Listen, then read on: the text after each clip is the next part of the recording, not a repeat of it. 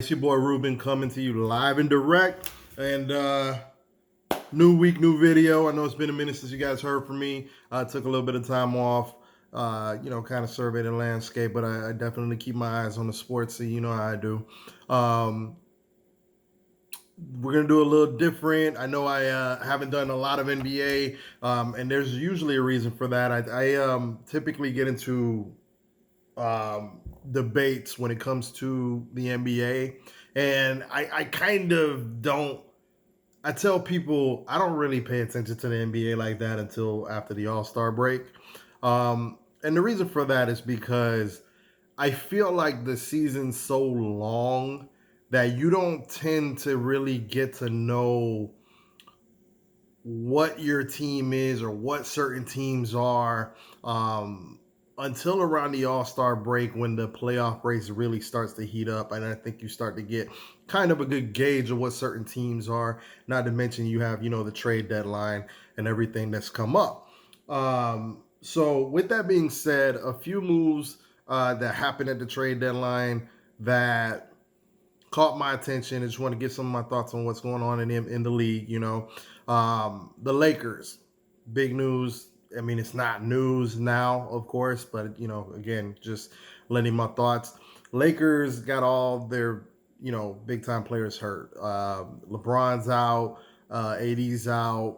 And we don't even know if AD's going to come back, to be honest with you. I know that they're saying, he's a little bit of a ways away. But his issue was, he had an Achilles injury. And after KD, people want to be really careful with when it comes to Achilles. And so while I have no doubt, let me rephrase, I have no doubt that he'll come back at some point or at least attempt to come back. But I don't think he's going to come back if it's a situation that looks like the Lakers ain't going to go nowhere. You know what I mean? That's what I don't know at what point they would dictate that, but I think that's in the cards. LeBron had a high ankle sprain. I know they were saying 4 to 6 weeks. If I saw the injury, it looked kind of bad because it happened on the inside of the ankle, which is typically you see ankle rolls like happen to the injuries usually on the outside. The inner part of the ankle, high ankle sprain. I've had an ankle sprain and my ankle's never been the same.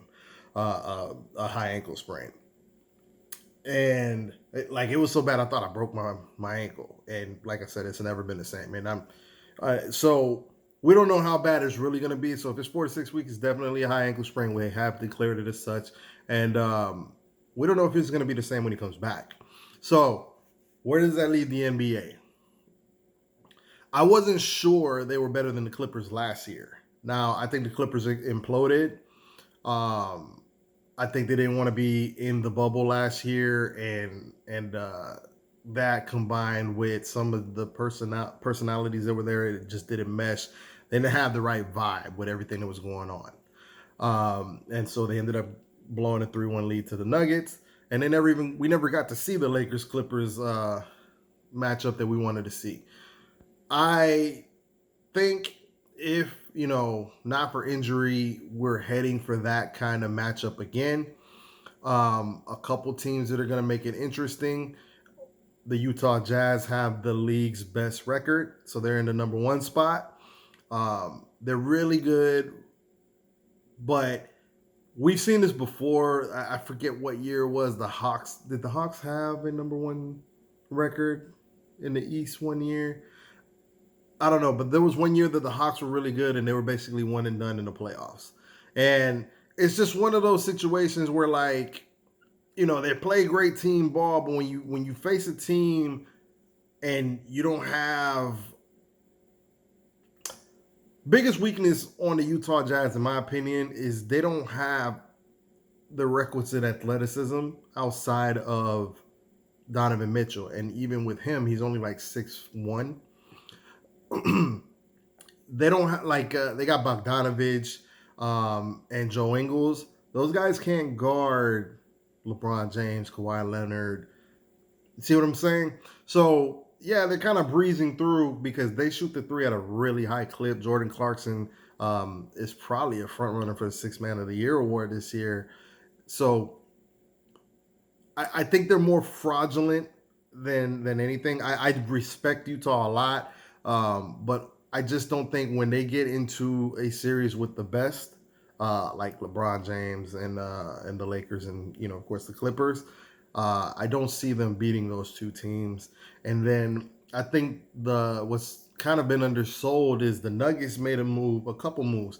They went ahead and they traded for Aaron Gordon from the Orlando Magic, and I think that was a huge move for them. And they got JaVale McGee from the Cavs.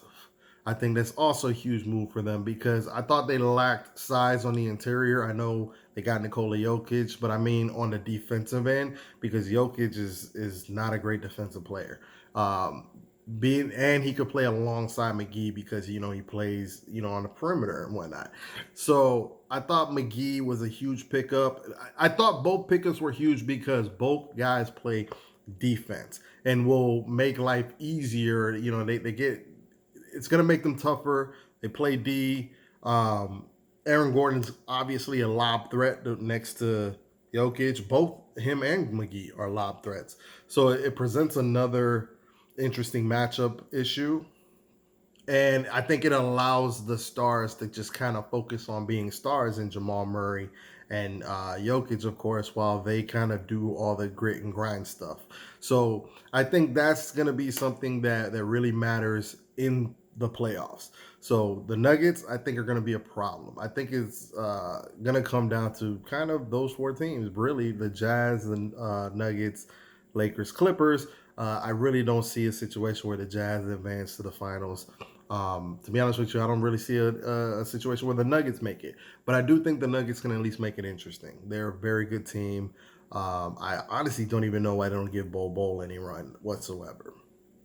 Uh, Big moves by the Clippers. I mean, it's it's not big on paper, so to speak, but they went ahead and they got Rajon Rondo and they got I hear they're signing Boogie Cousins to a 10-day contract. I think it's a good move on both fronts because one thing they did lack, especially last year, was size. I know they got Zubac, but Zubac can't guard Jokic, and I know that Boogie can't really guard anybody either. But he's at least another big body that they could throw at him, and they of course have Serge Ibaka. Now, the biggest move for the Clippers that I thought they've needed since day one was they got a point guard. Wasn't too happy they got rid of Lou Williams, but this particular trade I think made them significantly better. The reason for that is they send Lou Williams for Rajon Rondo. They get the point guard, the leadership that they've been missing dating back to last year's implosion. And I think it actually made them a more cohesive unit coming off the bench because now you got Reggie Jackson, Luke Kennard getting more minutes, Terrence Mann, and now that ball's moving more. The one thing with Lou Williams in the second unit is last year, remember, it was basically the Lou Will Montrezl Harrell show off of pick and roll, and it didn't they didn't give you enough variety, right? Coming off the bench. So now the bench unit is a running gun type of bench unit. You can't leave Luke Kennard open. The dude's like shooting like 47% from three, and Terrence Mann is starting to come into his own. Patrick Patterson. Now you got a whole host of issues with the second unit. But Rajon Rondo with the first unit is where you're gonna make your money the most, obviously, because I think the biggest thing I saw last year was um, Doc Rivers didn't make adjustments. Like you didn't see a lot of great plays drawn up. They play a lot of ISO ball. It's a lot of your turn, my turn, dribble, dribble, dribble, and get your shot off between Kawhi Leonard and Paul George. And I don't think either player is actually the greatest at that style of basketball. Rajon Rondo will give them exactly what they need in terms of setting the play up, getting easy buckets, and things of that nature. So I think the Clippers are going to be very dangerous this year, considering such. And also the I should just name this video, a disgruntled Knicks fan. So what I mean by that is, Knicks, we're here, 500. I called it. Look at I haven't done many NBA videos, but go look at the other NBA video I did. I declared that the Knicks, I think this is the year they make the playoffs. At worst, they're an eighth seed. And right now, I think they're around the seventh. But we are at about 500. They're doing exactly what I thought they would do. The emergence of Julius Randle has been amazing for us. Now I went from actually wanting to get rid of Julius Randle for a prospective, first round pick or some kind of asset. I wanted to use him as an asset to. I don't know if I want to let him go at this point. They did draft Obi Toppin. Now I'm thinking about like an off season with Obi Toppin. He can learn a lot from Julius Randle.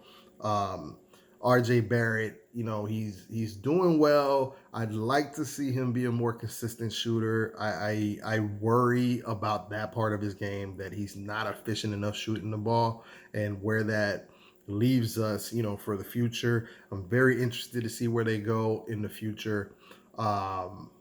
Mitchell Robinson keeps getting hurt. I had high hopes for him. Hopefully he can make it back, for the playoffs. Hopefully, we're gonna definitely need him. We're gonna need all hands on deck.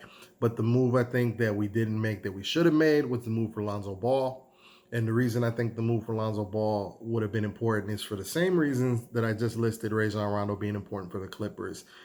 We are one of the top teams, if not the top team, in defensive efficiency.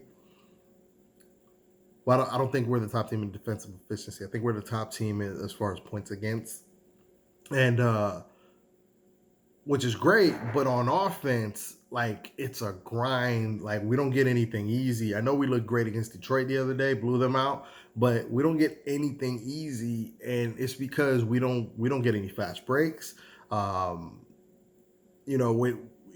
We don't have a point guard that gets us set up for easy buckets or gets us easy transition buckets.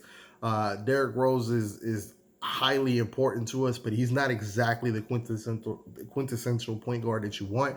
I think Lonzo Ball, with his size on defense, his 3-point shooting's improved, but that's not why you want him. And I'm not saying you want Alonzo Ball to be able to kick in and light people up from three.